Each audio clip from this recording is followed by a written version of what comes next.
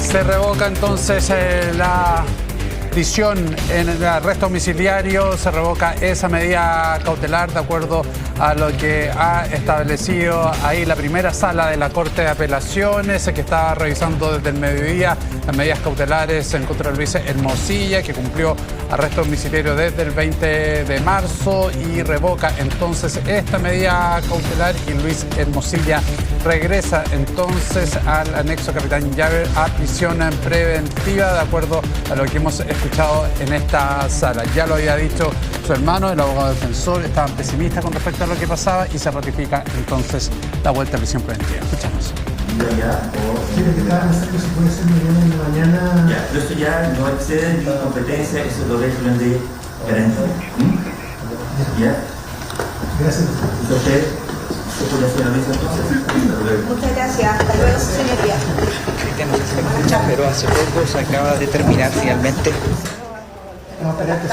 la resolución de la primera sala de la Corte de Apelaciones, en donde señala que finalmente Luis Hermosilla, luego de 11 días de permanecer en su domicilio, tiene que volver al anexo penitenciario Capitán Llaver, en donde estuvo por cerca de 7 meses, exactamente 205 días. Ahora vamos a ver las reacciones que posteriormente tiene que salir Juan Pablo Hermosilla, quien es el abogado defensor de Luis Hermosilla, y también va a salir la vocera de la Fiscalía Oriente, Pamela Valdés. Lo que está claro es que finalmente, por lo que se dice aquí en la primera sala de la Corte de Apelaciones, no existen nuevos antecedentes para revisar si deben efectivamente cumplir o no y revocar esta medida que tomó el cuarto juzgado de garantía el 20 de marzo, que finalmente, como se le mencionaba, también en una parte la defensa acudió a la edad de Luis Hermosilla, que tiene 68 años, que debido a su condición física y de salud mental debe permanecer en una medida cautelar menor a la que estaba en ese momento en prisión preventiva, pero finalmente la primera sala de la Corte de Apelaciones dice que puede estar dentro del anexo Capitán Llaver, en donde va a estar en un recinto,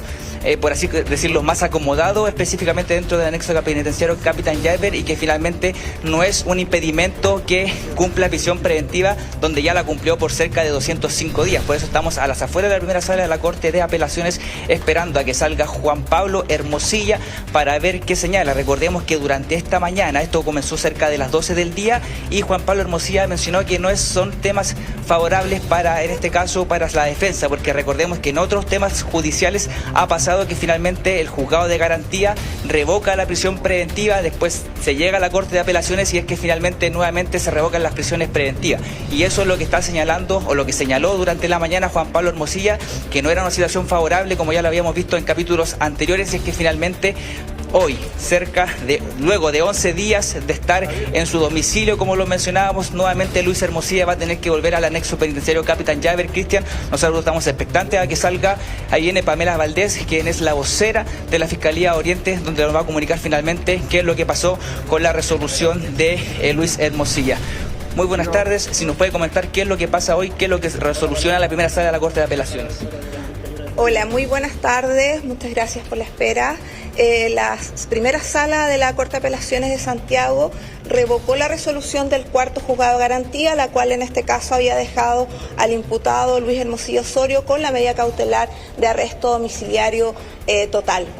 En este caso se hizo cargo la Ilustrísima Corte de los argumentos invocados tanto por el Ministerio Público como por el Consejo de Defensa del Estado y el Servicio de Impuesto Interno, indicando precisamente que no han variado los antecedentes que se tuvieron a la vista cuando se decretó la prisión preventiva en agosto del año pasado, en este caso, y al contrario, su situación se ha agravado, por ejemplo, con la reformalización que sucedió en enero reciente en este año, y además la formalización polarista de Parque Capital. Por lo tanto, en este caso, la situación procesal de él claramente tiene una gravedad mayor a la que se obtuvo la primera vez que fueron escuchados los argumentos en esta Corte. Desde la Fiscalía, ¿qué consideran de este cambio de criterio? Se les da un plazo, él puede ingresar hoy día o mañana a primera hora.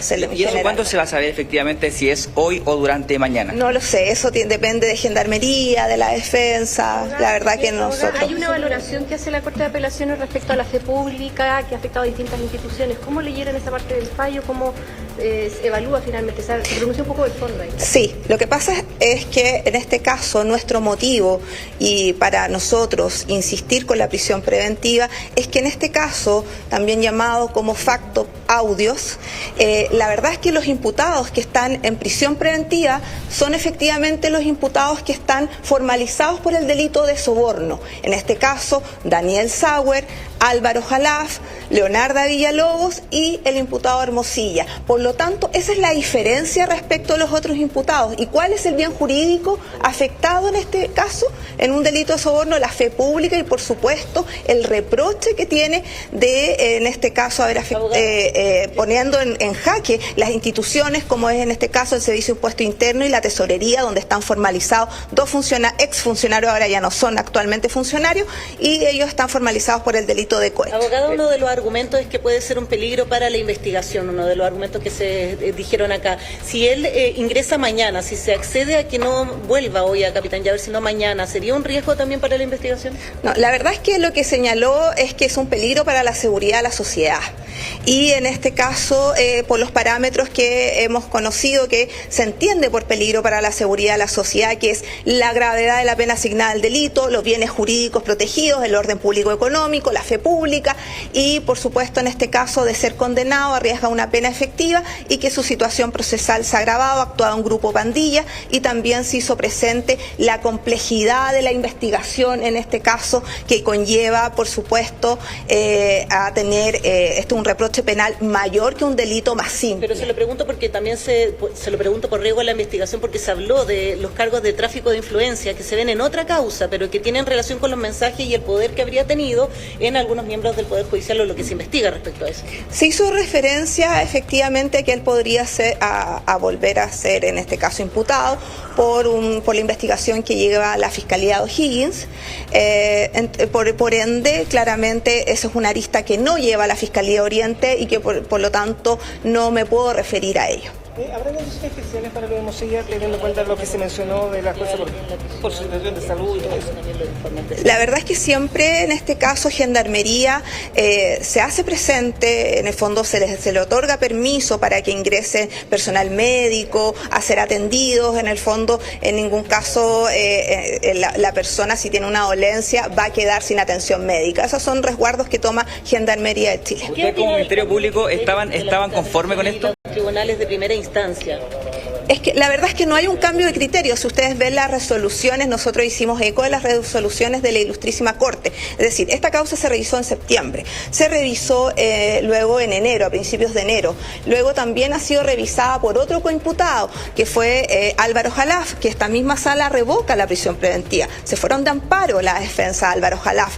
Lo ve en este caso también la Suprema. Y en todas ellas han mantenido la prisión preventiva de los imputados en atención a la gravedad de los delitos, que tienen pena de crimen, los bienes jurídicos. Por lo tanto, acá no hay un cambio de criterio. Lo que sucedió fue que la magistrada del cuarto juzgado de garantía tomó en consideración un informe que era propio de la defensa, en el cual señalaba que él tenía temas de salud y que gozaba de un arraigo familiar. ¿Ustedes esperaban esta resolución el día de hoy pensando que la defensa decía que no era una situación favorable para ellos, pensando que ya era algo que había pasado en otros casos?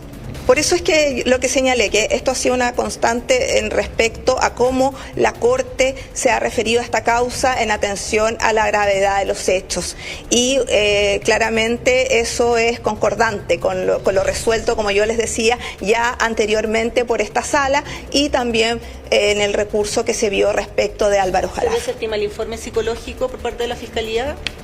Lo que pasa es que en este caso lo que queremos ser enfáticos es que nosotros sabemos que el señor Hermosilla tiene 68 años, sabíamos que él efectivamente tenía dolencias, sabemos que por supuesto tiene familia y que tiene apoyo. Lo cierto es que eso no puede elevarse como un nuevo antecedente para esgrimir. Esto va a ser quizás para discutir una pena sustitutiva, pero en ningún caso es un nuevo antecedente para nosotros porque ya lo conocíamos. Eso, muchas gracias. Gracias. Ahí escuchamos a Pamela Valdés, quien es la vocera de la Fiscalía Oriente. Ahora, en próximos minutos, va a hablar Juan Pablo Hermosilla, que viene el abogado Juan Pablo Hermosilla. Juan Pablo Hermosilla, buenas tardes, estamos en vivo para Tele 13. Quería preguntarle cuál es su opinión con respecto a la resolución de la primera sala de la Corte de Apelaciones. ¿Cómo toman esta resolución de la Corte de Apelaciones? Es dura, uno siente el impacto, pero estamos ya acostumbrados que esta es una causa